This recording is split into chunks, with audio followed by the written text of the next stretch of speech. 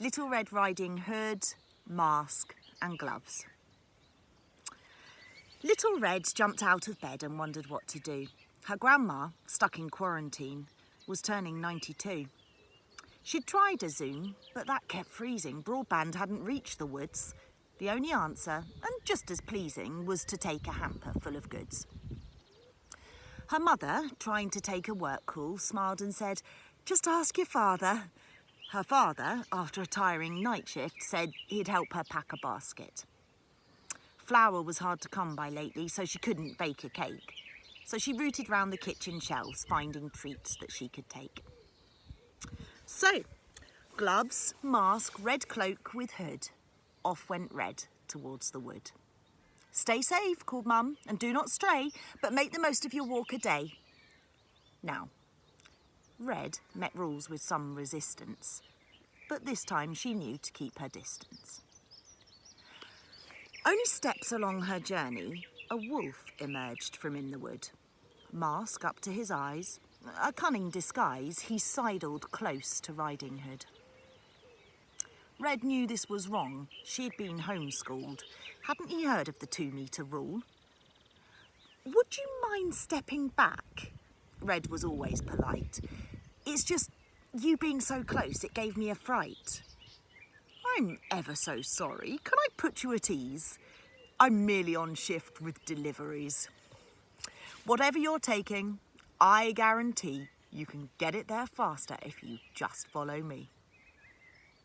"I see," said Red, a little surprised. "But this is my only exercise. I think for today..." The wolf frowned. "I know," he said. "You'll take the long way round." Now, as we all know, the wolf had a plan. He'd take the shortcut and beat Red to her gran. But what he hadn't prepared for, since COVID-19, was that when he arrived, he wouldn't get in. Stuck to the door was a sign clearly stating that Little Red's grandma was self-isolating. "Grandma, I'm here," the wolf sung like a child. "Oh, I'll come to the window, but it might take a while."